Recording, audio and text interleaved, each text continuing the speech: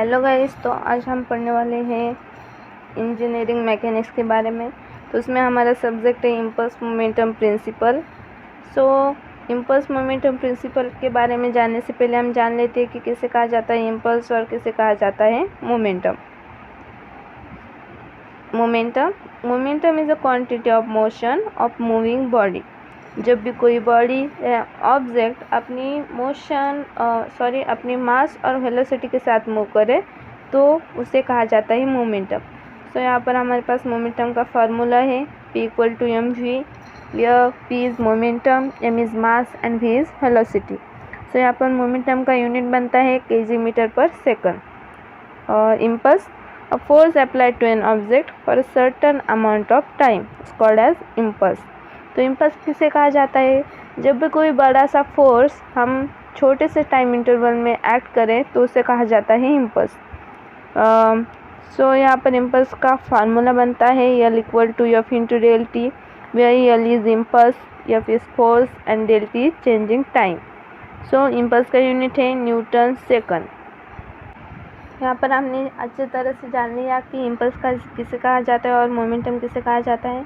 सो अब हम पढ़ते हैं इम्पल्स मोमेंटम प्रिंसिपल के बारे में। Statement: the impulse acting on an object produce a change in momentum of the object that is equal in both magnitude and direction to the impulse is called as impulse momentum principle. So किसे कहा जाता है impulse momentum principle? सो जब भी हम किसी object पर impulse act करते हैं तो वो जो ऑब्जेक्ट है उसकी जो मोमेंटम होती है तो उसकी मैग्नीट्यूड चेंजिंग मोमेंटम, तो उसकी मैग्नीट्यूड एंड डायरेक्शन इक्वल्स रहती है। So this called as impulse momentum principle. So यहाँ पर इम्पल्स मोमेंटम प्रिंसिपल का फार्मूला है हमारे पास F net into del t equal to m into del v. So where F is force, del t is changing time, m is mass and del v is changing velocity.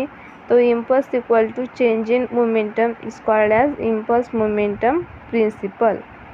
So यहाँ पर हमारे पास दो condition है impulse momentum principle की कि जब भी जो फोर्स होता है वो जीरो हो जाए या changing momentum equal to zero हो जाए तो total momentum has no change as a function of time is conserve. और सेकंड कंडीशन है कि impulse momentum principle show us how the small net force applied over a long time.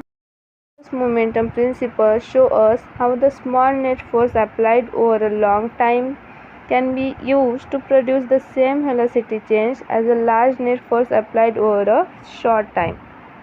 तो पहले भी हमने पढ़ा हुआ है कि इम्पल्स किसे कहा जाता है कि जो बड़ा सा फोर्स एक्ट होता है छोटे से टाइम इंटरवल में, उसे कहते हैं हम इम्पल्स। और मोमेंटम किसे कहते हैं कि जब भी कोई बॉडी मोशन में आ जाए उसके मास और वेलोसिटी के साथ तो उसे कहा जाता है मोमेंटम।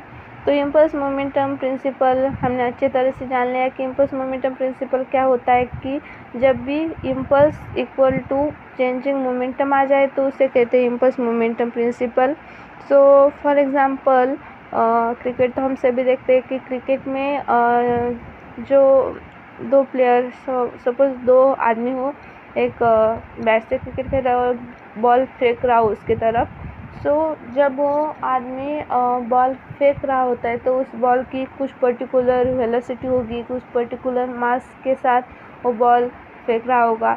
जब भी वो बॉल फेंकता है और वो बॉल उस बैट को टच हो जाए तो वहाँ पर आ जाता है हमारा इम्पल्स। क्योंकि हमने पहले ही बताया कि इम्पल्स क्या होता है कि जो भी फोर्स, बड़ा वाला फोर्स एक्ट होता है छोटे से टाइम पर उसे कहा जाता है इम्पल्स। सो बॉल का जो फोर्स है वो एक्ट होता है बैट पर और उसका टाइम छोटा सा हो जाता है, उसे कहते हैं हम इम्पल्स। सो हमने देखा यहाँ पर कि जो बॉल है वो बैट पर टच हो जाए और जब बैट से उस बॉल को मारते हैं तो वो बॉल की जो डायरेक्शन है वो अलग हो जाती है, पर उसकी जो मास और वेलोसिटी वो भी चेंज हो जाता है। तो वहाँ पर क्या आ गया, तो चेंजिंग मोमेंटम का फार्मूला है हमारे पास m1 v1 minus m2 v2। तो वहाँ पर आ जाता है चेंजिंग मोमेंटम।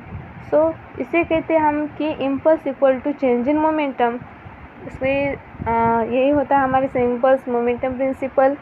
सो यहाँ पर हमने कंडीशन भी देख ली कि इम्पल्स मोमेंटम में क्या कंडीशन आ जाती है, तो this called as impulse momentum principal.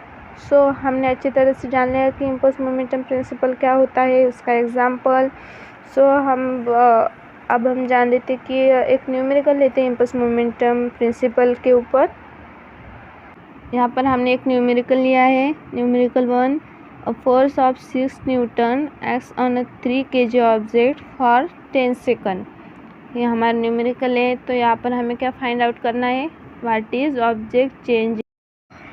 Impulse momentum principle में हमने पढ़ा हुआ है F into del T equal to del P, right. F T equal to del P.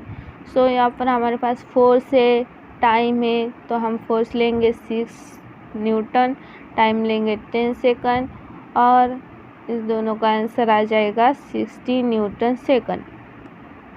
तो यहाँ पर हमने पढ़ लिया, हमने कैलकुलेट किया क्या, change in momentum, change in momentum.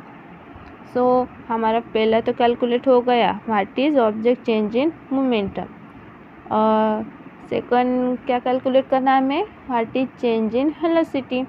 सो हमने मोमेंटम में पढ़ा हुआ था क्या, कि मोमेंटम में जो मोमेंटम का फॉर्मूला है हमारे पास del P equal to M P. वहाँ पर डेल पी क्या था, चेंजिंग मोमेंटम, एम क्या था वेलोसिटी, एंड वी क्या था, सॉरी एम क्या था मास, और वी क्या था वेलोसिटी। सो यहाँ पर जब हम मास और वेलोसिटी, चेंजिंग मोमेंटम और मास और वेलोसिटी को एम से डिवाइड करें, सो यहाँ पर हमारा फॉर्मूला क्या आ जाएगा, del P divided by M, del V divided by M, sorry M into del V divided by M. So यहाँ पर आ गया हमारा formula del we equal to del P divided by M. So del V calculate करना है, तो del P हमारे पास है कितना है, 60 newton second. So del we equal to del p की वैल्यू पुट करेंगे यहाँ पर 60 newton second divide by 3 kg। So यहाँ पर आंसर क्या आ गया हमारा, 20 मीटर पर सेकंड। सो हमने फर्स्ट कैलकुलेट क्या किया, what is object change in momentum, वो क्या आ गया था हमारे पास 60 न्यूटन सेकंड। सेकंड क्या कैलकुलेट किया, what is change in velocity, वो आई थी हमारे पास 20 मीटर सेकंड। सो हमने अच्छे से कैलकुलेट कर लिया what is change in momentum and what is change in velocity. हमारे एक न्यूमेरिकल का आंसर अच्छे से आ गया। So thank you so much guys हमारा लेक्चर देखने के लिए, और मुझे लगता है आप सबको अच्छी तरह से इम्पल्स मोमेंटम प्रिंसिपल समझ में आ गया होगा। Once again thank you so much, please subscribe our channel. सही है, थैंक यू।